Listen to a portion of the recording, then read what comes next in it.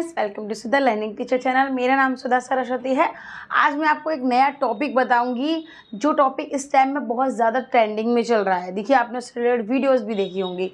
तो देखिए, सबसे इम्पोर्टेंट क्या है कि आपने दो शब्द सुने होंगे, हमेशा सुने होंगे, आरंभ और प्रारंभ। देखिए, सुनने में एक जैसा लगता है, बहुत से लोगों को क्या लगता है कि मतलब भी वही होगा। तो इसलिए आज मैं आपको बताऊंगी आरंभ और प्रारंभ में क्या अंतर होता है, मतलब इसको इंग्लिश में क्या बोला जाता है, किस तरीके का एग्जाम्पल्स होता है, किस तरीके से आप उसको पता कर सकते हैं कि आरंभ क्या होता है, प्रारंभ क्या होता है। तो मैं आपको दोनों में डिफरेंसेस बताऊंगी। अगर आपको वीडियो पसंद आए तो प्लीज़ लाइक शेयर कमेंट करना ना भूलें। मेरे चैनल को सब्सक्राइब जरूर कर लें।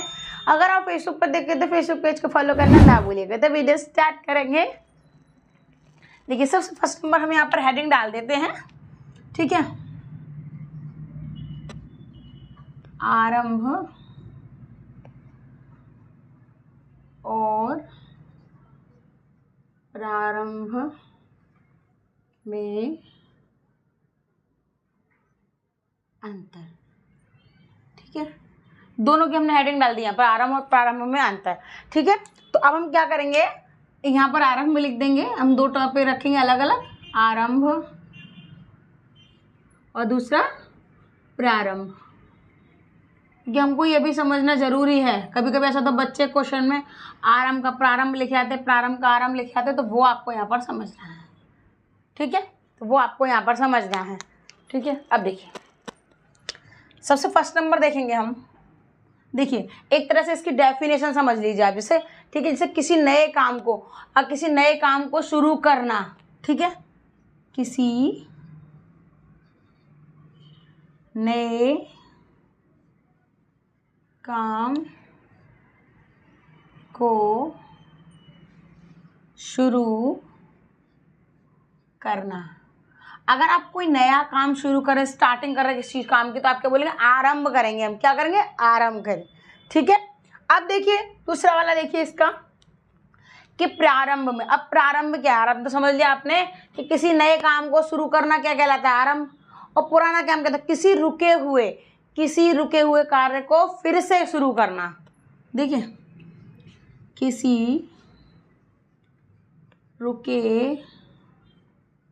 हुए काम को फिर से शुरू करना। देखिए, प्रारंभ का मतलब होता है आपने कभी कोई कुछ काम किया, थोड़ा आधा कर दिया, उसको छोड़ दिया, फिर उसके बाद दोबारा से उसको कर रहे हैं, तो हम कहते हैं अब प्रारंभ कर लो। तो उसका मतलब क्या होता है, जो आपने रोक के रख दिया उस काम को कर लिया। आरंभ का मतलब आप नया काम स्टार्टिंग से कर रहे हैं, ठीक है। यहाँ पर क्या है कि आप प्रारंभ में आप बीच का काम छोड़ के उसको आप फिर दोबारा से कर रहे हैं, ठीक है। अब देखिए, इनको इंग्लिश में क्या बोलेंगे, क्योंकि हम देखो हिंदी में तो हमको समझ में आ गया, ठीक है। अब इंग्लिश में क्या, इंग्लिश में सबसे इंपॉर्टेंट चीज, इंग्लिश में वर्ड की पहचान होनी चाहिए। देखिए, आरंभ के लिए हम क्या लगाएंगे,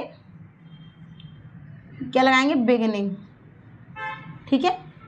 एक तो हम क्या लगाएंगे, बिगिनिंग, ठीक है, हाँ बिगिनिंग, ठीक है। और इसमें एक और लगेगा, चाहे आप इसकी जगह स्टार्ट लगा सकते हैं, START, स्टार्ट, ठीक है। बिगिनिंग या स्टार्ट दोनों में लगा सकते हैं। अब इसी तरीके से आप प्रारंभ में क्या लगाएंगे वो देख लीजिए, restart, RESTART, restart, resume, RESUME, ठीक है। देखिए, ये आपको देख के बहुत आसानी से समझ में आ गई। हिंदी समझ में नहीं आती किस चीज़ की, इंग्लिश समझ में बहुत अच्छे से आती है। तो आपको यहाँ पर देख लिया, समझ लिया इसको। अब देखिए, अब हम क्या बताएंगे आपको, उदाहरण बताएंगे। दूसरे नंबर पे हम आ जाएंगे उदाहरण पे, उदाहरण, ठीक है। अब उदाहरण देख लीजिए कि उदाहरण में क्या है। जैसे कि हमने फर्स्ट उदाहरण देख लीजिए, यहाँ पर देखिए, पहला वाला उदाहरण देखेंगे हम। तो जैसे पहला उदाहरण, जैसे दोस्तों भोजन करना आरंभ कीजिए, ठीक है। हम ऐसे लिख सकते हैं, दोस्तों भोजन करना आरंभ कीजिए। कहते ना, आपके फ्रेंड आपके घर आए तो बचा हुआ खाना थोड़ी ना दोगे, आप नया फ्रेश दोगे ना। तो इसलिए इसके यहाँ पर लगाएंगे हम कि दोस्तों भोजन करना आरंभ करो, ठीक है, स्टार्ट करो, ठीक है। अब इस प्रकार देखिए, इधर आ जाएंगे हम।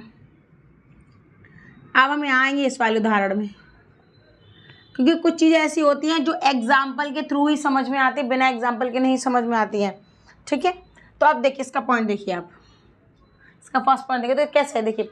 और जैसे कि उसकी तबीयत ठीक होने के बाद वह विद्यालय जाना उसने विद्यालय जाना प्रारंभ कर दिया। देखिए मैं बताऊं आपको, उसकी तबीयत ठीक हो गई तब उसने विद्यालय, या आप स्कूल कह सकते हैं, विद्यालय जाना प्रारंभ किया। ठीक है, देखिए ये वाला पॉइंट आप सीधा सीधा समझ लिया। जब उसकी तबीयत ठीक हो गई, वो जब स्कूल गई है, और यहाँ पर कोई आया कि भाई सीधा अब आओ खाना खा लो। ठीक है, अब देखिए इसका दूसरा वाला उदाहरण देखिए। उदाहरण भी क्या इंपॉर्टेंट है उदाहरण, तो ये 2 पॉइंट ही आपको बताएंगे आरंभ और प्रारंभ में अंतर। ठीक है, जैसे कि हमने लिख दिया आंखों से, आंखों के अस्पताल का निर्माण आरंभ हुआ। ठीक है, देखिए आंखों के अस्पताल का निर्माण आरंभ हुआ। मैंने कहा आपको नई स्टार्टिंग है, न्यू स्टार्टिंग है इसलिए। ठीक है, अब आगे वाला आ जाइए। देखिए 2 उदाहरण है और इम्पोर्टेंट उदाहरण। अब देखिए हम इसमें से लिख सकते हैं जैसे कि आवास योजना, जो आवास योजना की दूसरी किस्त आने पर संदीप का घर बनकर प्रारंभ हुआ। ठीक है, अब देखिए आवास योजना की दूसरी किस्त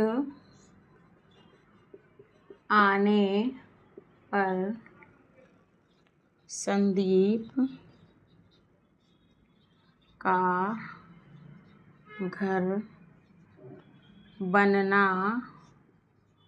प्रारंभ हुआ। देखिए ये यहाँ पर आपका खत्म होता है। अब देखिए इसमें से एक सबसे इम्पोर्टेंट चीज़ ये है कि देखिए मैं आपको छोटा सा पॉइंट लिख दूँ। देखिए न्यू स्टार्टिंग, छोटा सा पॉइंट समझ लीजिए आप। ठीक है, ये क्या है, न्यू स्टार्टिंग। ठीक है, ये क्या है, कंटिन्यू।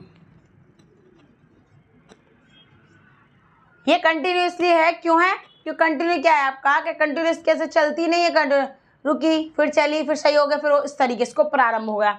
ये न्यू स्टार्टिंग यानी कि जो पूरा नया स्टार्ट होता है वो ये तो कंटिन्यू करते रहते हैं आप धीरे, तो ये होता है। तो मैंने आपको क्या बता दिया, मैंने आपको बता दिया आरंभ और प्रारंभ में अंतर। तो इस टाइम में ये वीडियो बहुत ज़्यादा ही ट्रेंड में चल रही है और इसकी हर वीडियो आप आराम से देख सकते हैं, इसलिए मैंने एक छोटा सा टॉपिक बनाया है। अगर आपको वीडियो पसंद आए तो प्लीज़ लाइक शेयर कमेंट करना ना भूलें, मेरे चैनल को सब्सक्राइब जरूर कर लें। अगर आप फेसबुक पर देख रहे हैं तो फेसबुक पेज को फॉलो करना ना भूलिएगा। धन्यवाद।